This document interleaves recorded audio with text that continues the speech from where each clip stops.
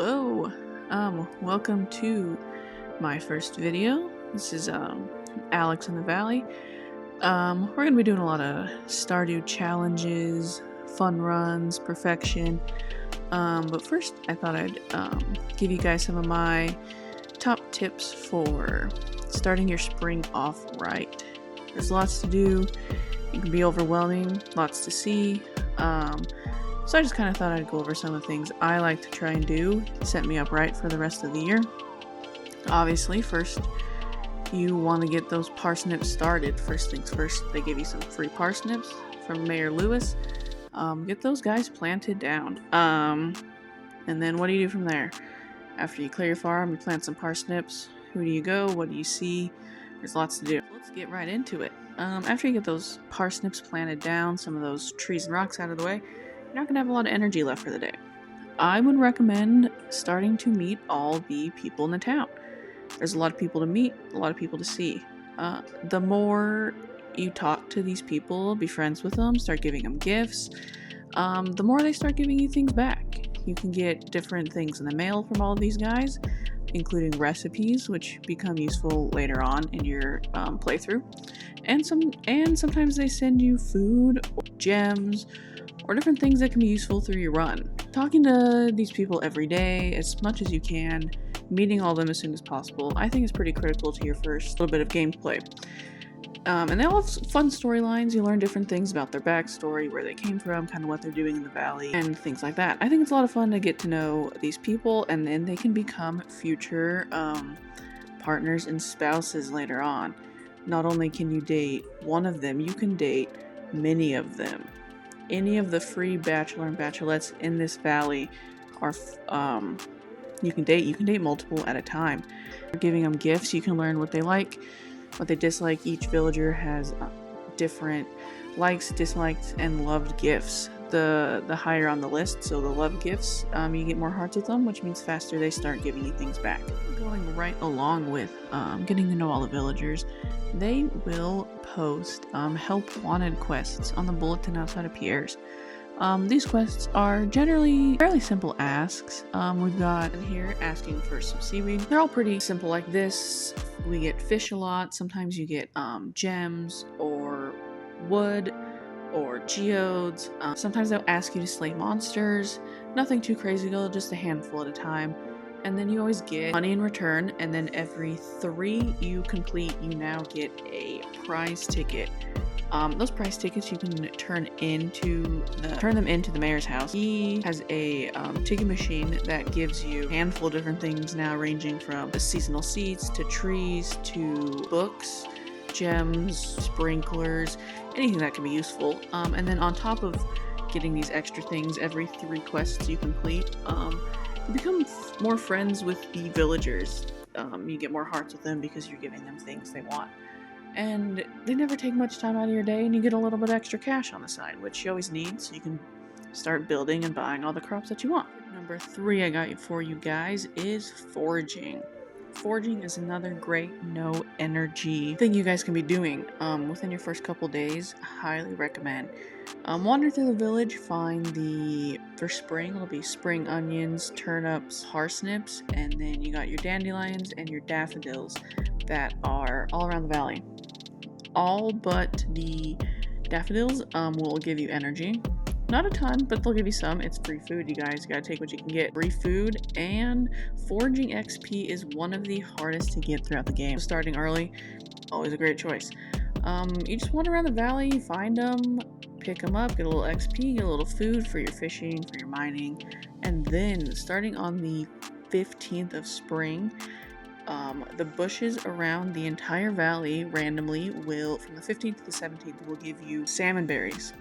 Salmon berries are an extra foraging you get in the spring, and then again in the fall you get berries on the bushes as well. But for the spring you get salmon berries. You can find a ton of them if you spend those couple days from the 15th to the 17th wandering around the village.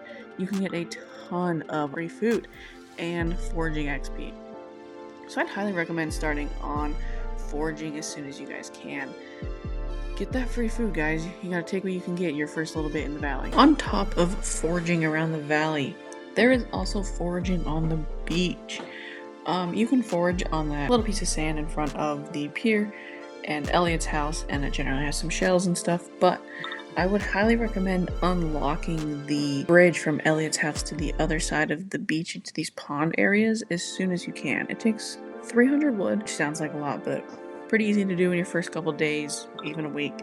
That unlocks a whole other side of foraging. You get coral, more clams, sea urchins, a lot more foraging, not only for that XP you guys will need, but they sell for decent money in Willie's shop or in your shipping container. There's a little bit of extra foraging that I would recommend also getting done. Next up, guys, we've got fishing.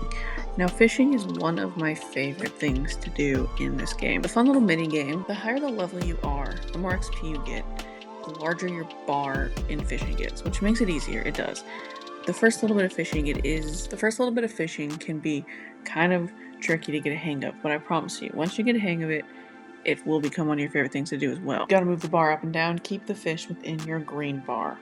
The more you fish, the more experience you get, then you level up, and the more you level up, the larger your bar gets. But if you do find that it's too hard to catch those first couple fish, which it can be, depending on where you fish, some of the fish are hard, and if you find it too hard, you can go into Willie's shop, and he sells something called a training rod. Now, a training rod, it's like 25 coins, super cheap, and it automatically makes your bar bigger than your generic basic rod. But the catch comes with that you can't catch quality fish with this training rod, but it will get you used to the mini game of fishing, which is just totally worth it in the end. If you can get used to the mini game with a larger rod catching not as high quality fish, it's worth it in the long run. Because then once you do start getting the hang of it and you're leveling up, still using the basic rod, you're still leveling up, getting that experience. And once you start leveling up, then you can switch back to your basic rod and start catching those quality fish. And it is great early game money, guys.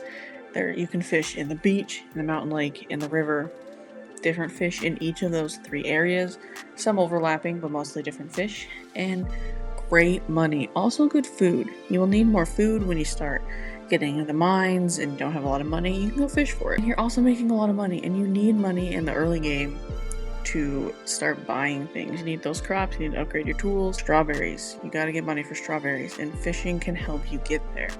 Next, we've got mining. Now, you can't get into the mines until day 5. And on day 5, you can enter the mines, the rock will be cleared, you can get in there, and the first thing you'll see is Marlin. Now, Marlin will give you an old rusty sword. This sword, not great, guys. I can promise you that. It's not a great sword, but it will get you through your first handful of levels. The slimes and bugs in the first 15 or so levels are really not that hard to kill with this rusty old sword you guys will get handed. Now, once you get in there, you will obviously, you'll find your slimes, your bugs, and your duggies, but then you will also find resources.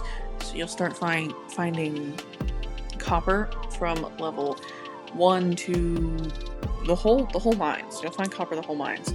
Iron starts showing up in level 40s, and then gold will start showing up in the 90s. But you'll need lots of copper and iron within your first little bit of spring, guys. And you gotta get in those mines. You'll find plenty of them. And you've got to get your mining and combat XP up as well. Another tip for the mines is once you are able to build a furnace, build your furnace, grab an extra chest, and put it on the top level of the mines.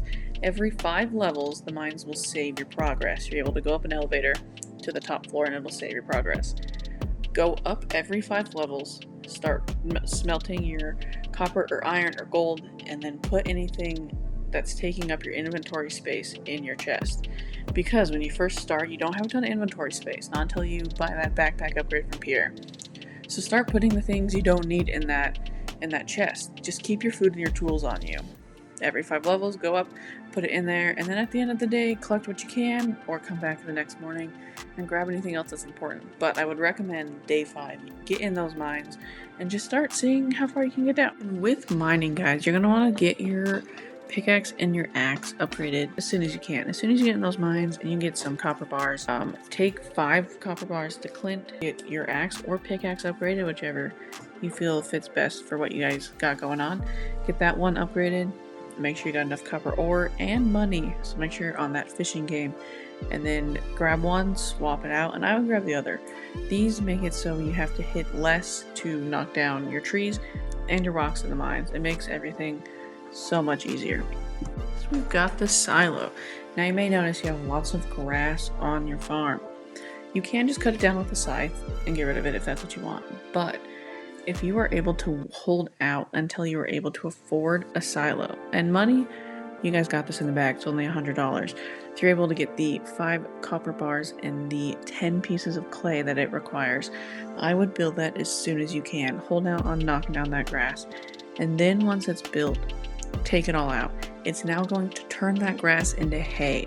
So then when you're able to get barns built, it will already have the hay in there. So then you guys won't have to worry about feeding your animals. It's a great early game thing to get and not have to worry about later. Next, we've got something that seems pretty simple, but I swear by it. You've got to have multiple chests. You've got to have one for all your resources that you're getting from the mines, and to hold your tools if you don't want to hold all of them on you at once. Then you've got to get one for your food. Separate your food from your resources, and then I like to make a third one that then holds my geodes I've got to take to Clint, and anything I'm going to take to Gunther, or for any of the quests I'm doing along the way. It makes it a lot easier to have them all separated out and easy to find. Color code them, do what makes sense for you, but have 3 different chests for all your chest needs. Next and final tip I got for you guys, which you probably will hear from almost any Stardew player, is you've got to make sure you get those strawberries at the Cake Festival. Make sure you have enough money by the 13th to buy your strawberries. They are $100 a seed and they are so worth it. They make you good money early in the game and they set you up for the rest of spring, and they can set you up into summer. You can make solid money off the strawberries. And not only should you get the strawberries, but don't sleep on the first sprinklers you get. Yes, they only do 4 slots at a time. You have to set them up in kind of a funny way. They don't look great on your farm, but I promise you, they're worth getting and making. It's only 1 copper, 1 iron, and it saves you so much time in the long run. You don't have to water your crops every day, especially if you have enough money to get a lot of sprinklers and you aren't leveled up enough for the quality sprinklers.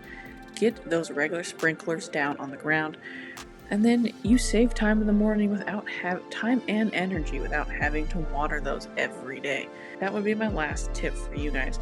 The only thing else I've got for you guys is take the game how you want. Go fast, go slow, do what you want. Do something crazy out of the ordinary. Just have fun, learn the game, learn the valley, talk to some villagers, but make it your own. Stardew Valley is all up for making it your own game and your own playthrough. And that's all. Thank you.